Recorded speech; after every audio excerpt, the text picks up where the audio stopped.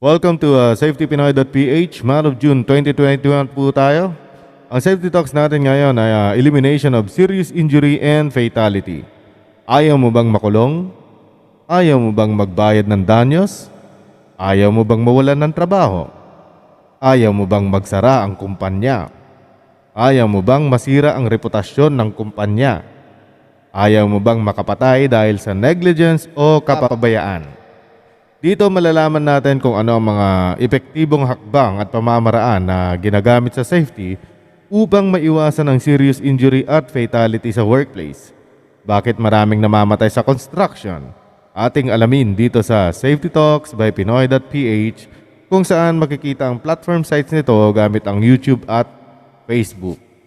Kapag free time naman natin mga ka-safety ay ating pagtiyagaang pakinggan at panoorin ang video na ito dahil maraming makukuhang tips dito at siguradong makakakuha kayo ng impormasyong kapaki-pakinabang para sa ating trabaho at propesyon. Kapag busy kayo ay maaari ninyong i-share ito sa inyong personal account para muli itong mapanood anytime. Ngayon atin nang alamin ang pamamaraan na ginagamit upang maiwasan natin na magkaroon ng serious injury at fatality sa pinagtatrabahuan natin.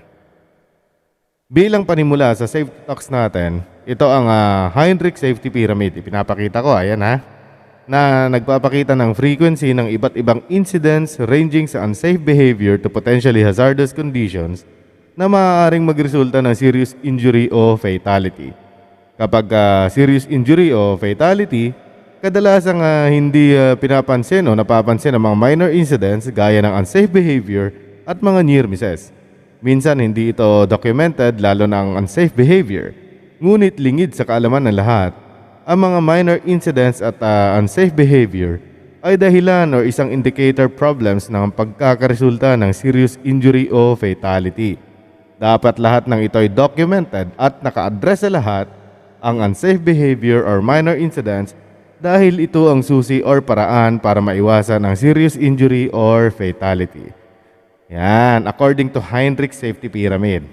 Kung makikita ninyo kasi dito sa baba, near miss estimated at saka at-risk behavior estimated. So yung numbers yan, they're talking about numbers yan. Si Mr. William Heinrich.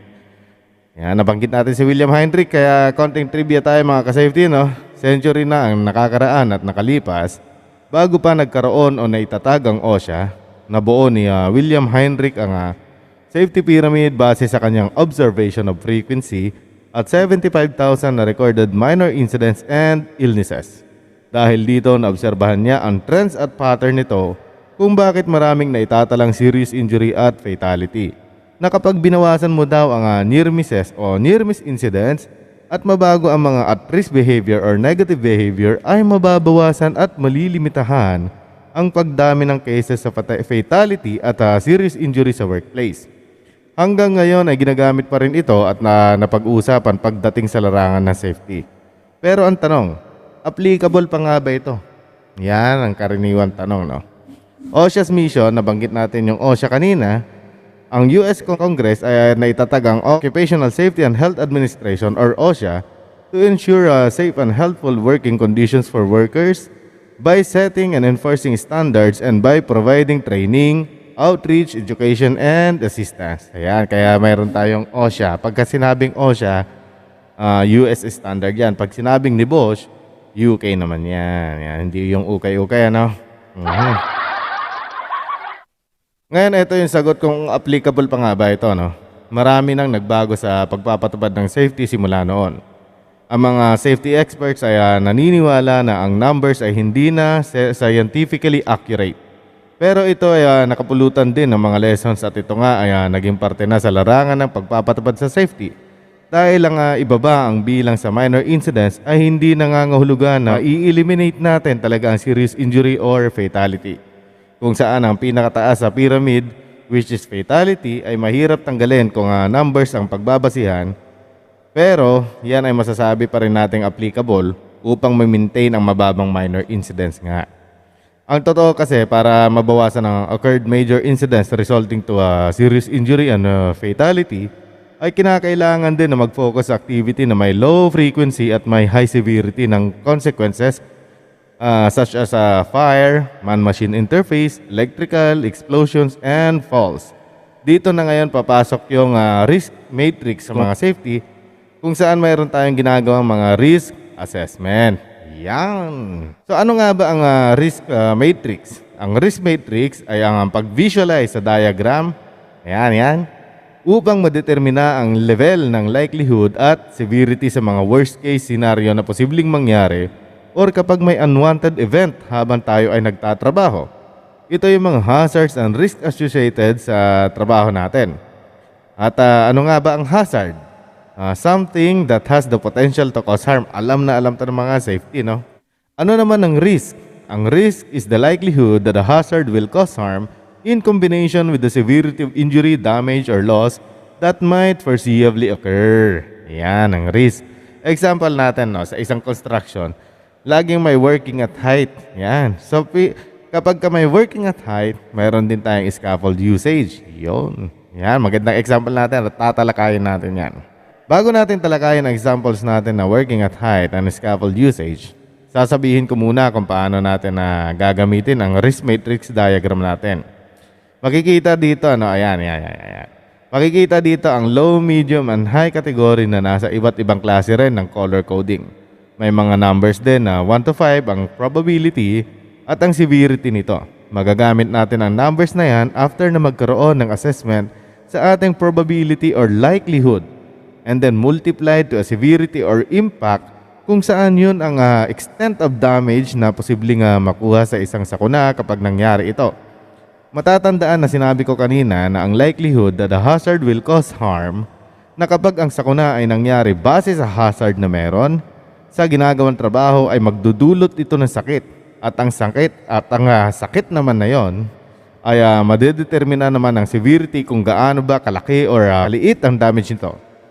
Kaya mayroon tayong risk assessment gamit ang risk matrix para makalculate natin kung hanggang saan natin kaya o pwedeng maibaba ang hazards at severity upang maiwasan ang serious injury and fatality sa workplace. Kumbaga nasa acceptable level na tayo na safe ang mga workers na nagtatrabaho at siguradong walang mamamatay or magkakaroon ng serious injury. Kumbaga pagkaroon man ng aksidente, minor incident, mga cuts na lang, gasgas na lang, mga ganun na lang yan, at hindi yan maiwasan sa construction. Ngayon ang tanong, paano natin gagamitin ito sa pag-estimate at assessment sa isang construction activity such as working at height with scaffold usage? Ayan, kung saan working at height ay may pinakaraming recorded deaths and serious injuries sa construction. Yan mga naitatala. Tatalakayin natin. Ngayon, unahin muna natin si scaffold usage. Ano nga bang scaffold? Ang scaffold ay temporary elevated platform and its supporting structures including points of anchorage used for supporting workmen, materials, or boss. So, marami tayong mga types of scaffold. Sasabihin natin yung iba, no? Mobile scaffold external ladder, mobile scaffold internal ladder, independent run scaffold, typical tube on coupler scaffold, independent run scaffold, fabricated tubular frame mobile scaffold, typical system scaffold, tower scaffold, underhang scaffold, scaffold ties, scaffold terminology. Yan. So since nasabi na natin yung mga ilan lamang sa mga example ng mga scaffolding na yan, no? Ipapakita ko na ang ilang hazards naman sa scaffold usage natin para mamaya ay makita na natin ang tamang paggamit ng risk matrix at konting pagbabahagi kung paano gumawa ng risk assessment at maipaliwanag natin ito. Kailangan kasi ang risk assessment upang maunawaan natin ng mabuti kung paano ang application o paggamit sa risk matrix diagram. Ito ay kumbaga inimprove ng paggamit sa Heinrich Safety Pyramid. Yan, ito na yung modern ngayon na kadalasan natin ginagamit. Yan, kung makikita ninyo, yan ang mga scaffolding hazards na walang guardrail system, walang ladder or for safe access egress. May nag-alay Spider-Man na ginamit ang horizontal at diagonal bracings nito. May mga missing platforms, working platform na yun yung mga planks na missing natin, kulang-kulang.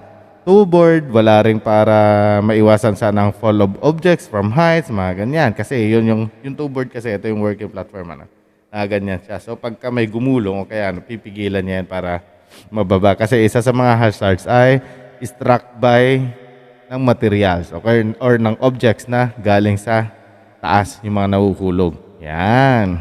Kulang mga bracings nito, wala ring FBH or full body harness ang mga workers na umaakyat. Umaakyat din ang mga workers na dala ang mga materials nila. Ayan, makikita ninyo, no? Napakaraming hazards dito pero ilan lang ang nabanggit ko para gawing examples natin. Sa madaling salita, unacceptable para gamitin ang erected scaffolding na yan kaya't naka-red tag.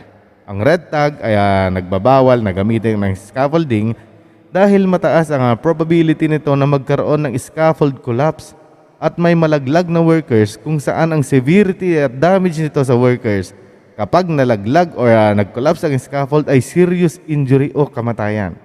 So ang serious injury at death na yan ang ating iiwasan. Ayan, we are talking about major incident dito. Separate yung mga minor incident. Yan. Kasi paano pagka nag-collapse ng scaffold, di multiple deaths pa o maraming mga workers. So yan, mamaya ipapaliwanag natin yan. So ipapakita ko naman ang ginawa kong hira, yung hazard identification, risk assessment and control. Makikita niyo rito, kunyari yung company logo na inilagay ko, safetypinoy.ph, tapos yung title na working at height. Then yung location ng project sites na inilagay ko na lang kunyari yung YouTube and Facebook sites. Kasi pagdating sa project, may mga project location tayo, nilalagay natin yon. Kaya kung para saan ba yung risk assessment na ginagawa natin, kung saan location din yon. And then itong mga columns na natin, so sa pinakauna ay ang activities. Second column is hazards. Then ang cost naman ang pamapangatlo.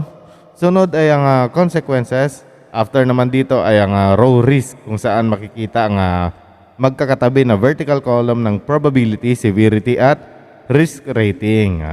After na ma-evaluate ang estimated level of damage, mayroon na naman tayong recommended control measures. Ito na yung control measures. Yan. Tapos residual risk. And then responsible person, mga ganyan. So umpisa na natin na per column tayo. Halimbawa, pupunta tayo dito sa activities. Okay, working at height. And then, ano ba yung mga activities sa working at height? Okay, dito na lang, isang example na lang. Scaffold usage.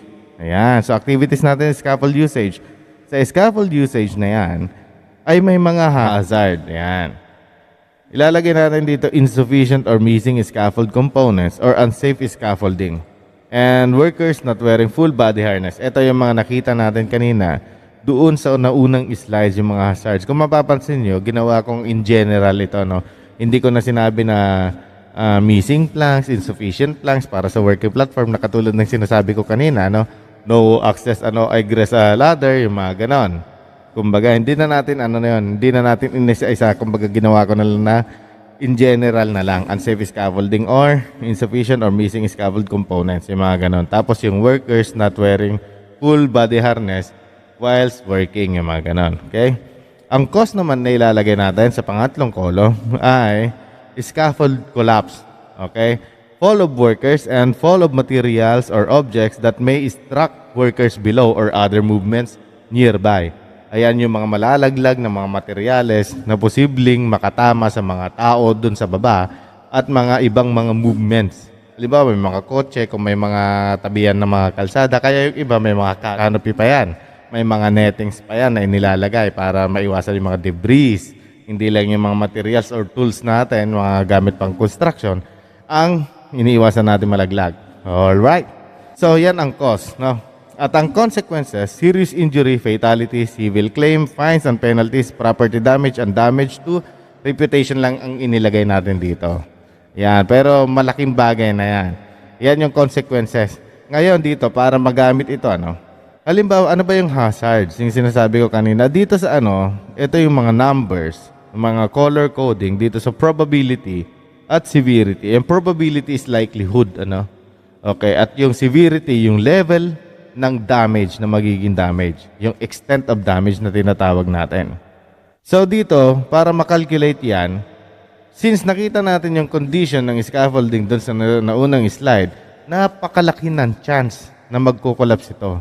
So ito yung likelihood or probability na tinatawag, Since malaki yung chance dahil unstable yung scaffolding, mahina yung strength niya, stability nito, napakataas ng chance na mag-collapse ito. Napakataas ng chance na ang workers ay malaglag dito. Napakataas ng chance na ang mga materials natin ay magsilaglagan dito. Yan ang probability. So dito sa probability natin, kung mapapansin ninyo, mayroon tayong 1 to 5. Ayan, 1, 2, 3, 4, 5. Kung i-rate mo yan, ang chance ng probability, since napaka-unsafe ng scaffolding natin at napaka-unstable nito, i-rate natin siya sa 5. Yan, doon natin ina-number yan. I-base natin doon, no? Depende sa condition ng erected scaffolding natin. So alam na natin yung probability, ano? 5. And then, pupunta tayo dito sa severity. Saan tayo pupunta? Pupunta tayo dito sa consequences nito. Ayan, ang consequences nito ay serious injury, fatality, civil claim, fines and penalties. Bakit? Kasi halimbawa mag-collapse ang natin, ang scaffolding natin na yan at maraming mga workers, multiple death yan. Multiple death. Multiple serious injury. Ayan. At kung 40 feet ang scaffolding natin, 40 feet height, 40 feet width, mga ganyan, kinakailangan ng mga structural engineer ng mga ganyan, tapos magkukulapse yan, malaking damage yan. Ay yung matatamaan pa niya pagbagsak. Ayan. Kung mamatay mga tao, civil claim.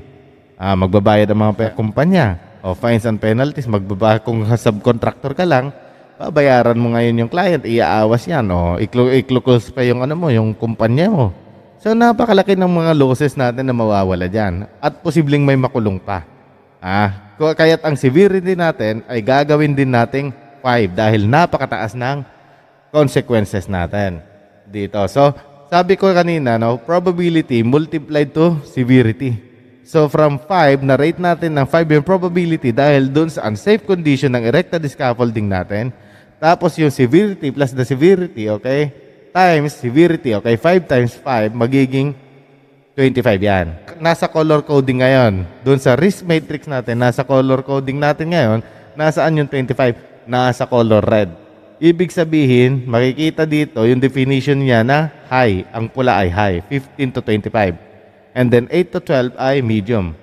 Okay, depende ito sa gagamitin yung risk matrix ninyo na nakapasok doon sa risk assessment ninyo. At ang low natin ay 1 to 6. Yan. So since 5 times 5, okay, probability multiplied to severity, magiging 25 yan. So napakataas. Ayan, nakuha na natin. Okay, susunod na column dito, after ma-estimate ang level and probability, severity at risk rating nito, which is very high, output or resulta dito, maglalagay na tayo ngayon ng control measures upang magkaroon or mailatag na natin ang residual risk naman para pababain ang risk rating ng level ng probability or severity at critical works na nakita natin nung una. Pababain na natin yon. Kung saan magre-resulta ito ng malaking damage like serious injury at fatality, property damage, fines and penalties and other losses, at pwede pang may makulong. Kumbaga dito sa control measures na yan ay ang hakbang na ilalatag natin at kailangan gawin upang ligtas na nagtatrabaho ang mga workers at maiwasan ang mga consequences na nabanggit natin kanina. So sa control measure ay maglalagay ako ng mga ilan sa mga sumusunod na halimbawa na kailangan gawin or may apply. Dito ang control measure kasi, pagka nakita mo na high risk masyado, halimbawa yung scaffolding kanina, so gagawan mo ng paraan para maging ligtas na gamitin ito, ligtas ang mga trabahador. So dito maglalagay ka ng mga control measures or pamamaraan para maging safe yung scaffold natin. Yan ang risk assessment naman na ginagawa, Tapos ibabase mo ngayon sa risk matrix naman kung paano ito mapapababa. Okay? Ito na, number 1, kunyari lang kailangan ng certified scaffold erectors under the supervision of scaffold supervisor para sa ipapatay yung scaffolding. Kasi nakita natin na scaffolding kanina, maliwanag na yan, na hindi certified scaffold erector, mga nagtayo dyan. Okay? Mga bara-bara ba, kung sino-sino ang mga nagtayo. Kasi kung scaffold, certified scaffold erector ang nagtayo dyan, at least alam nila. By standards.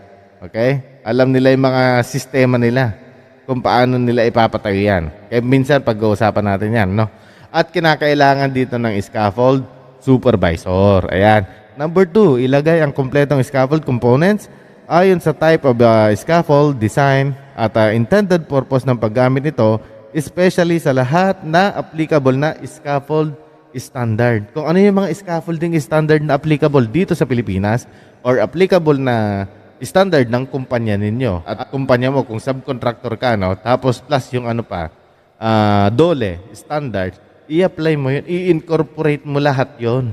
Okay, wag ka naman maglalagay ng mga kung ano-anong standards na ginagamit mo. Doon sa applicable na approve ng kumpanya ninyo or approve dito sa Pilipinas. Kung nandirito ka sa Pilipinas, kung nasa ibang bansa ka, yun ang gamitin mo.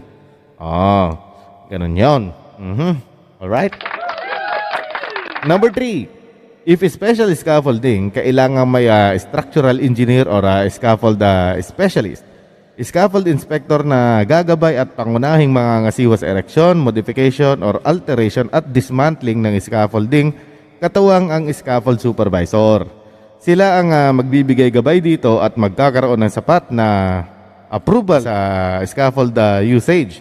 Usually kasi pagka special scaffold ang halimbawa 40 feet, ayan, special scaffold na yan, kinakailangan ng mga structural engineer diyan. Kinakailangan ng mga scaffold inspector diyan. Magkakaroon ng mga sapat na inspection diyan. Yan, para mas safe tayo nakadesign. Kasi pagka yung 40 feet kasi, ang tendency niyan, baka may matamaan din kasi na power line. Isa sa mga hazard din yan sa paggamit ng scaffold usage natin, dahil pwedeng katabi ang power line, kinakailangan nilang ma-isolate or maiwasan. Kaya may mga structural engineer din tayo, hindi na lang basta certified scaffold erector ang kinakailangan. Alright? Okay. Magkaroon ng sapat na scaffold inspection. Ito yung sinasabi natin na mayroon tayong mga scaffold checklist. Ayan, may mga scaffold program, nakapasok lahat yan. So, ang mga scaffold inspector natin ay mga certified scaffold inspector din. Bukod dun sa supervisor, sila yung mga nag-check dyan. Depende kung minsan mga supervisor na lang, okay na kung mababala yung scaffolding. Pero pagka medyo mataas-taas na, kinakailangan na ng scaffold inspector. Kaya kayo mga safety, ito lang sasabihin ko, mayroon akong ka-safety dati.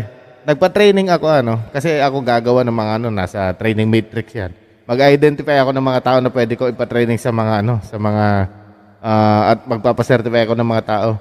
Sumama yung isa kong, ka-safety. Certified na siya bilang inspector ng scaffolding, pero nadagdagan yung trabaho niya.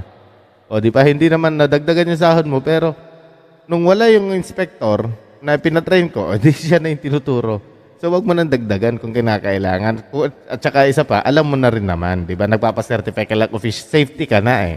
Kumbaga, wag mo nang dagdagan yung trabaho mo. Total, alam mo naman na kung tutuusin. Ilagay ang scaffold tag na permado ng supervisor o ng inspector kung visible sa lahat ito na gagamit, okay, or aakyat sa scaffolding natin. Yan. Magsuot ng full body harness kapag gagamit ng scaffolding or karagdagang PFAS kung kinakailangan kahit naka-green tag na ito. Kontrolin ang lahat ng mga movements sa ibaba ng scaffolding upang maiwasang may mabagsakan ng object o di man ay masagi ito ng heavy equipment or ibang motor vehicle. Ayan yung mga sinasabi natin na yung iba talagang may canopy pa, may mga nettings pa kasi yung mga debris ay posibleng mahulog yung mga materials mo. Ayan kasi isa sa mga hazards yan. Bukod dun sa fall, syempre kasama yung mga object yan, fall of workers, kasama yung mga materials tsaka object yan. Yung electrocution kasama yan sa mga hazards ng paggamit ng scaffolding bukod dun sa scaffold collapse. Yan. So yung iba nakabarricade pa yan. Nakabarricade talaga. Yan. Para kung sino lang yung dapat na magtatrabaho doon, malapit doon sa baba, sila lang talaga. At yung mga tao na yun, alam na nila yung mga hazards na ito. So isa yan sa mga control measures natin. Ilan lang yan sa mga control measures natin. At kapag nailagay na natin yung mga control measures na yan, ibig sabihin ay bababa naman.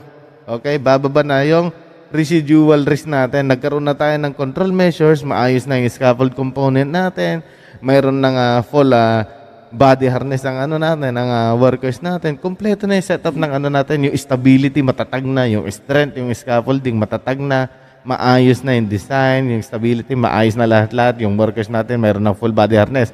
Ngayon, paano natin napababa? Paano natin i-justify? For example, ang isang workers na malaglag, may full body harness siya, naka-attach siya, securely attached siya. Tapos nalaglag ang workers. Okay, kanina ang severity natin, pag nalaglag yung workers na walang full body harness, okay, malaglag yan pababa, diretso sa ground, severity niya, pwede siya mamatay or serious injury. Okay, mapaparalisa. Pag naka full body harness ang workers at nalaglag yan, hindi yan bubulusok sa baba. Yeah. Ando doon na yung residual natin, hindi ba? So, ang severity natin ay bababa na lang, dalhin na lang natin sa 3. From 5 kanina, mataas yon since may walang full body harness yon. Ngayon meron na, ibaba na natin ng 3 yung severity. Kasi hindi na siya hindi na siya mamamatay kasi nakahang na lang siya, no. Ngayon, yung probability naman na malaglag siya ay mababa na rin. Kasi may full body harness na, posibleng hindi na siya malalaglag, may guardrail na rin yung scaffolding. So, posibleng hindi na siya. So, ang chance na lang, ilagay na lang natin sa 2. Bakit mayroong 2 pa rin? Bakit walang 0? Kasi syempre, hindi naman yung physical lang na kung ano yung meron tayo. Meron din tayong tinatawag kasi ng mga unsafe acts, yung mga gano'n. Nasa tao na yon. Kung tinanggal niya yung full body harness or kung mali yung paggamit niya yun, hindi man niya ipinasok sa anchorage, okay? Di wala rin, malalaglag pa rin siya. Yon. So, pero siyempre, ang severity, lalagyan na lang natin sa 2. Pero yung severity, halimbawa lang, mababa na. So, 2 times 3, ando doon na yung 6. From 25 kanina, okay? Ilagay na natin sa 2 times 3 or gawin natin 3 times 3, ilagay na natin sa medium, sa color yellow. Ayan, para 9. Nagkaroon na tayo ng residual risk. Yan yung mga example. Sa pag-collapse naman ng scaffolding, kompleto ka na. Mayroon ka ng mga outrigger, kompleto na yung mga bracing mo, mayroon ka ng access egress ng mga tao mo, at bukod dun sa tao na access egress, mayroon ka, nag-provide ka pa, nag-design pa si engineer ng or kaya si supervisor ng material access. Di ba? Kasi separate yung material access Kasi kadalasan kasi yung mga materials na yan, pagka ilalagay mo dun sa may platform niya, mga MUPS na lang yan. Nililift ng mga crane, tapos inilalapag. Pero dito sa scaffolding na ginawa ng engineer, pag mo-modify nila, ay nilagyan pa ng material access, tapos may pulley, may rope, kumbaga ginaganyan pa na. Hinahatak na lang. Mauuna yung tao dun sa taas. Pag nandoon na yung tao sa taas, hahatakin mo na lang yung lubid, tapos may pulley yan na naka-attach dun sa lubid na umiikot na lang yon. Di ba? Ang galing ni engineer. Tapos hindi lang yan. Meron pa siyang nilagay ng waste chute. Ano yung waste chute? Yung pinagdugtong-dugtong na drum. Ayan, papados-dos nila, parang slide yan. Ilalagay nila doon. Doon malalaglag. Isang baksakan, diretso doon sa trash bin. Ayan. So, ang galing ulit ni engineer. Yan, mga very good moves kung tawagin. So, nabababa na natin. Yung pagkukollapse ngayon na scaffolding, ay wala na yung chance. Okay, na magkukollapse na ito. Bababa na rin siya. Ilagay na lang natin siya sa 3. Ganun, lalaruin mo na lang siya. 2 or 4. Kasi, kampante ka na yung stability, yung strength, kumbaga aprobado. Pumasok na sa program, pumasok na rin sa scaffolding standard, pumasok na lahat-lahat, tapos kasama na yung mga inspection. Bakit kinakailangan inspeksyonin yan? Kasi nagkakaroon tayo ng mga weather conditions. Kasi baka bumagyo, ayan, di ba? Minsan mahamog, medyo mahangin, mga ganyan, baka maapektuhan. Yon, di ba? Kaya nagkakaroon din ng mga inspection. Yon, o kaya nasagi ng hindi mo alam. Kasi siyempre, uuwi ka rin, matutulog ka, may iiwan yung yan, kaya palakpakan din si scaffold inspector. So ipapakita natin yung mga ilan sa mga unsafe or unstable na erected scaffolding Ayan yung mga slide. Papakita ko rin itong mga muna. Itong mga scaffolding, halimbawa, ayan, yung mga workers working with a full body harness. Ayan. So kahit maayos na yung scaffolding mo, may hindi na butaw-butaw yung working platform mo, yung mga planks niya maayos na, makikita ninyo doon sa workers naman may nakalagay na full body harness ito. So mayroon na rin siyang guardrail, maayos na rin talaga siya, kumbaga. So safe na rin yung scaffolding natin, pero nag-harness pa rin. Although safe yung full yung natin, yung scaffolding, ay nag-harness pa rin to, nagsuot pa rin ng full body harness yung workers, which is very, very good na naman sa ating mga safety yan. Lalagyan natin ng award. Ito naman si scaffold inspector, hindi tumitigil sa pag-inspect.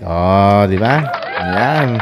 Tapos makikita nyo yung green scaffold tag. Ayan, scaff tag kung tawagin yan. Scaff tag. Ayan, ibig sabihin safe. Go, gumagan. Makikita nyo naman sa marka. Tapos may mga pirma. Ayan, si supervisor at saka si inspector yan. Minsan si supervisor lang pagka yung hindi naman special scaffold yung ginagamit natin. Tapos magtataka kayo, itong scaffolding na ito, tapos maraming tao na naka-harness, no? Ayan, ayan. Oo nga, Ayan, yan ang mga certified scaffold erector. Ayan, sila yung mga erector.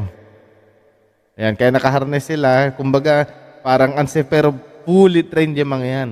Talagang sila yung may experience, sila yung trained, sila yung mga certified. Ayan, yan talaga yung discipline nila, ito yung practice nila. Ayan, alright, palakpakan din sila dahil certified na sila. Ito na yung mga unstable or unsafe erected scaffolding natin. Ayan, makikita ninyo probability of scaffold collapse and fall of workers, 5. Okay, risk rating niya. Kasi yung itsura pa lang ng scaffolding ay talagang nakakamatay ito. Okay, nakakamatay talaga yan. Ang severity of damage when happen, okay, kung nangyari ang scaffold collapse or ang workers ay nalaglag, ay 5. Ito yung damage na makukuha niya. Ano yung damage? Serious injury and fatality. Ngayon, inilagay na natin yung control measures. Ayan, apply control measures for residual risk. Sabi ko dito, to make it safer in an acceptable level. Ayan. So, magkakaroon ka ng control measure para maibaba mo doon yung residual risk. Tapos ilalagay mo yung mga responsible person doon. Siyempre, hindi mo ilalagay yung sarili mo dahil ikaw ngayon taga-rekomenda Okay, meron kang ginawa na scaffold inspector, so hindi mo na trabaho yun. Meron kang pina-certify ng mga scaffold erectors, hindi mo na trabaho rin yan. Sila na mag-erect yun, di ba? May structural engineer, trabaho niya yun. Okay, ikaw yung gagabay, ikaw yung titingin ka. Kaya dapat marunong ka rin mag-inspect. Yun sinasabi ko na, safety ka na, ito yung do not use. Yung scaff tag na red, walang aakyat pagka ganyan nakita ninyo. When it goes wrong, ito yung nag-collapse na yung scaffolding. Yan. Remember the consequences. Sabi ko rin dito, nagtatanong ako dyan, bahala na kung sino ba yung makakaunawa or hindi. Pero, yun, may Tagalog pa. Natatandaan niyo ba yung sinabi kong consequences? Yan, dapat mabibigat yun. Dahil importante yung consequences. Kasi pag nagtalo-talo kayo, masasabi niyo, minsan pag-uusapan natin yan, ibang topic yan, okay?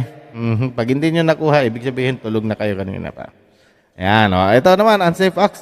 Makikita nyo, ito yung binanggit ko kanina na kumpleto na yung scaffolding natin. Okay, may full body harness pero hindi nagsuot yung workers. Umupo doon sa may guardrail. The improbability na malaglag yan dahil sa pagkakaroon niya ng unsafe acts yan o kaya magkaroon lang ng biglang humangin yan. Mouth balance yan or hindi siya makakapit or malula siya sa taas bigla na, alam mo yon yung paningin mo bigla kang malulula na ganyan. Ayan, or mouth balance ka. Malaglag yan. Ayan, mga unsafe acts. Sabihin na natin may maayos na nga tayong erected scaffolding, no? Kung may workers naman na may at-risk behavior na katulad nito, ay isa ito sa mga kailangan na bigyan ng kaukulang fines or penalties sa violations dahil sa high risk ito. Upang hindi tularan ng iba, besides para ito sa kanya at sa pamilya ng tao. Kailangan ng safety enforcement para matuto at magtino lalo na kapag dumaan na ito sa training or na-re-educate mo na kasi magbibigay ka ng mga toolbox for formal training bago ka magpatrabaho sa working attire, scaffold usage, bibigyan mo sila ng scaffold safety training, bibigyan mo sila ng mga, alam mo yung informal training kung tawagin, in-house training. Doon mayroon kayong mga slide presentation yan, nagbibigay tayo niyan pagka gano'n, na-re-educate mo na or napansin mo na dati tapos sinabihan mo na or pinaalalahanan mo na tapos gagawin pa rin, ay bigyan mo na ng penalty yan or tanggalin mo na lang yan kasi kung hindi man siya yung mamatay, posible siya makapatay, makapandama yan pagka ganyan at risk behavior. Ngayon kung may pagbabago naman, ikip mo kasi ibig sabihin gawin mo rin siyang example pagka gano'n sa iba, pwede na rin. Okay, ginawa mo siyang example dun sa ginawa niyang at-risk behavior, unsafe acts niya, and then nung nagbago siya, gawin mo pa rin siyang example, di ba? But minsan pag-uusapan natin yan, sabi ko sa'yo. Anyway, next topic natin yan kung pag-uusapan natin, no, yung malimitahan yung mga at-risk behavior na ito ay dahil sa pangunahing indicator problems or causes din ng mga serious injury at fatality. So, next time pag-usapan natin to. Alright? Maraming salamat sa mga nakapanood. Malaya po kayong mag-comment at mag-share ng inyong knowledge para sa lahat. Bilang safety, respetuhan lang sa mga kabaro natin at walang bastusan. Safety advocacy lang tayo lahat, no? Yan ang gusto kong mangyari at gusto kong magkaroon tayo ng pagkakaisa pagdating sa advocacy sa safety. Dahil ang maayos na leader sa safety ay dadalhin nito ang kabaro niya sa lugar na hindi pa nito nararating. Iaangat ito at huwag hatakin pababa. Yung mga iba crab mentality na parang akala mo ewan. Yan. Huwag tularan ang mga ibang safety na mayayabang.